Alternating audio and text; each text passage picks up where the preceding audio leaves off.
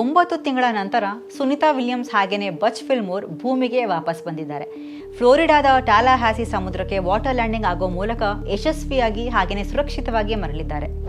ಕೇವಲ 8 ದಿನಕ್ಕೆ ಅಂತ ಇಂಟರ್ನ್ಯಾಷನಲ್ ಸ್ಪೇಸ್ ಸ್ಟೇಷನ್ಗೆ ಹೋದವರು ಬರೋಬ್ಬರಿ 9 ತಿಂಗಳು ಅಲ್ಲಿ ಸ್ಟಕ್ ಆಗೋದಕ್ಕೆ ಕಾರಣ ಆದರೂ ಏನು ಗೊತ್ತಾ? ಅದು ಜೂನ್ 5, 2024. ಬೋಯಿಂಗ್ನ ಸ್ಟಾರ್ಲೈನರ್ ಕ್ಯಾಪ್ಸ್ಯೂಲ್ನಲ್ಲಿ ಸುನಿತಾ ವಿಲಿಯಮ್ಸ್ ಹಾಗೆಯೇ ಬಚ್ ಫಿಲ್ಮೋರ್ ಇಂಟರ್ನ್ಯಾಷನಲ್ ಸ್ಪೇಸ್ ಸ್ಟೇಷನ್ಗೆ ತಮ್ಮ ಜರ್ನಿಯನ್ನು ಶುರು ಮಾಡ್ತಾರೆ. ಜೂನ್ 5ಕ್ಕೆ ಲಾಂಚ್ ಆದ ಸ್ಪೇಸ್ ಕ್ರಾಫ್ಟ್ ಜೂನ್ 14ಕ್ಕೆ ವಾಪಸ್ ಬರಬೇಕಾಗಿತ್ತು. ಆದರೆ ಹೀಲಿಯಂ ಲೀಕೇಜ್ ಸಮಸ್ಯೆಯಿಂದ ಅವರು ಮರಳಿ ಬರೋ ಡೇಟ್ ಜೂನ್ 18ಕ್ಕೆ ಪೋಸ್ಟ್ಪೋನ್ ಆಯಿತು. ಆಗಲೂ ಸಮಸ್ಯೆ ಸರಿ ಹೋಗಲಿಲ್ಲ. ನಂತರ ಜೂನ್ 26ಕ್ಕೆ ಬರ್ತಾರೆ ಅನ್ನೋ ಸುದ್ದಿ ಎಲ್ಲ ಕಡೆ ಸ್ಪ್ರೆಡ್ ಆಯಿತು. ಆವಾಗಲೂ ಅವ್ರು ಬರಲಿಲ್ಲ. ಇನ್ನು ಆಗಸ್ಟ್ ಹೊತ್ತಿಗೆ ಆಸ್ಟ್ರೋನಾಟ್ಸ್ ಯಾವ ಸ್ಪೇಸ್ ಕ್ರಾಫ್ಟ್ನಲ್ಲಿ ಹೋಗಿದ್ದಾರೋ ಅದರಲ್ಲಿ ವಾಪಸ್ ಬರೋದು ಸೇಫ್ ಅಲ್ಲ, ಬೇರೊಂದು ಸ್ಪೇಸ್ ಕ್ರಾಫ್ಟ್ನಲ್ಲಿ ಮರಳಿ ಬರ್ತಾರೆ ಅನ್ನೋ ಸುದ್ದಿ ನಾಸಾ ಹೊರಹಾಕ್ತು. ಆ ಹೊತ್ತಿಗೆ ಎಲ್ರಿಗೂ ಕನ್ಫರ್ಮ್ ಆಗಿತ್ತು ಅವರು ISSನಲ್ಲಿ ಸ್ಟಕ್ ಆಗಿದ್ದಾರೆ ಅಂತ. ಇನ್ನು ಎಕ್ಸ್ಪರ್ಟ್ಸ್ ಪ್ರಕಾರ ಅದಕ್ಕೆ ಬಿಟ್ಟು ಬಿಡದೆ ಕಾಡ್ತಾ ಇದ್ದಿದ್ದು ಹೀಲಿಯಂ ಲೀಕೇಜ್ ಹಾಗೆಯೇ ಇಂಜಿನ್ ಥ್ರಸ್ಟರ್ ಸಮಸ್ಯೆ. ಇಷ್ಟಕ್ಕೂ ಏನಿದು ಹೀಲಿಯಂ ಲೀಕೇಜ್? ಸ್ಪೇಸ್ ಕ್ರಾಫ್ಟ್ ಅಂತರಿಕ್ಷಕ್ಕೆ ಟ್ರಾವೆಲ್ ಮಾಡಿದಾಗ ಅದರ ಇಂಜಿನ್ಗೆ ಫ್ಯೂಯಲ್ ಸರಾಗವಾಗಿ ಫ್ಲೋ ಆಗೋದಕ್ಕೆ ಫ್ಯೂಯಲ್ ಟ್ಯಾಂಕ್ಗೆ ಪ್ರೆಷರ್ನ ಅವಶ್ಯಕತೆ ಇರುತ್ತೆ. ಹಾಗೆ ಪ್ರೆಷರ್ ಕ್ರಿಯೇಟ್ ಮಾಡೋದಕ್ಕೆ ಹೀಲಿಯಂ ಬಳಸ್ತಾರೆ. ಒಂದು ವೇಳೆ ಟ್ಯಾಂಕ್ನಲ್ಲಿ ಹೀಲಿಯಂ ಲೀಕೇಜ್ ಕಂಡು ಬಂದರೆ ಇಂಜಿನ್ಗೆ ಫ್ಯೂಯಲ್ ಸರಿಯಾಗಿ ಫ್ಲೋ ಆಗೋದಿಲ್ಲ. ಇದರಿಂದ ಎಂಟೈರ್ ಸ್ಪೇಸ್ ಕ್ರಾಫ್ಟ್ಗೆ ಸಮಸ್ಯೆ ಆಗುತ್ತೆ. ಇನ್ನು ಥ್ರಸ್ಟರ್ಸ್, ಇವುಗಳನ್ನ RCS ಇಂಜಿನ್ಸ್ ಅಂತಾರೆ, ಅಂದರೆ ರಿಯಾಕ್ಷನ್ ಕಂಟ್ರೋಲ್ ಸಿಸ್ಟಮ್ ಇಂಜಿನ್ಸ್. ಇವು ಪುಟ್ಟ ಇಂಜಿನ್ಗಳು.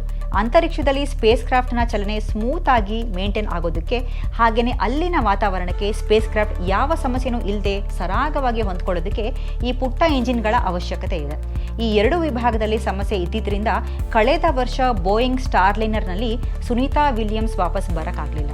ಇಷ್ಟೆಲ್ಲ ಆದಮೇಲೆ ಡಿಸೆಂಬರ್ ಹೊತ್ತಿಗೆ ಇಲನ್ ಮಸ್ಕ್ ಅವರು ಸ್ಪೇಸ್ ಎಕ್ಸ್ ಡ್ರ್ಯಾಗನ್ ಕ್ಯಾಪ್ಸೂಲ್ನಲ್ಲಿ ವಿಲಿಯಮ್ಸ್ ಹಾಗೇನೆ ವಿಲ್ಮೋರ್ ಮಾರ್ಚ್ಗೆ ಮರಳಿ ಬರೋದಾಗಿ ಶೆಡ್ಯೂಲ್ ಆಯಿತು. 19ನೇ ಮಾರ್ಚ್ ಬೆಳಗಿನ ಜಾವ 3:27ಕ್ಕೆ ನಿಕೋಲಸ್ ಹಾಗ್ ಮತ್ತು ಅಲೆಕ್ಸಾಂಡರ್ ಗಾರ್ಬನೋ ಜೊತೆಗೆ ಸುನಿತಾ ವಿಲಿಯಮ್ಸ್ ಹಾಗೇನೆ ಬಚ್ ಫಿಲ್ಮೋರ್ ಭೂಮಿಗೆ ಬಂದಿಳಿದಿದ್ದಾರೆ.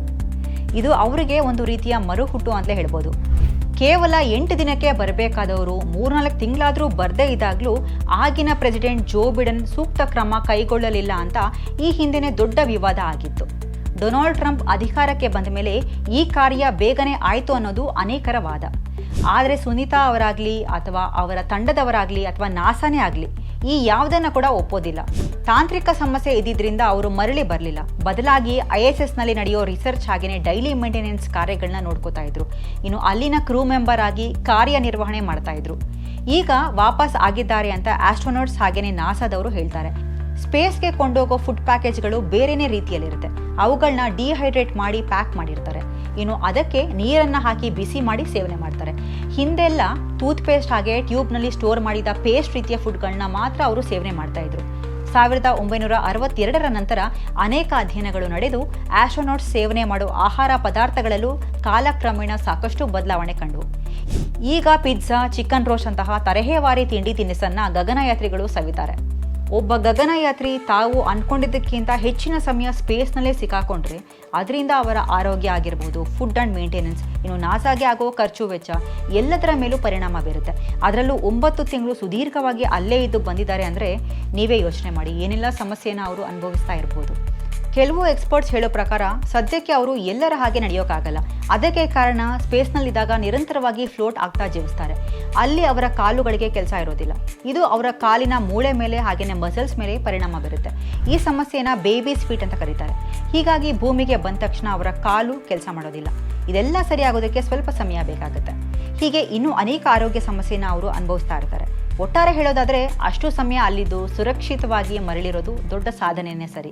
ಇದು ನಮ್ಮ ಭಾರತಕ್ಕೂ ಖುಷಿ ಕೊಡೋ ಅಂಥ ವಿಚಾರ. ಯಾಕಂದರೆ ಸುನಿತಾ ವಿಲಿಯಮ್ಸ್ ಮೂಲತಃ ನಮ್ಮವರೇ ಅಲ್ವಾ.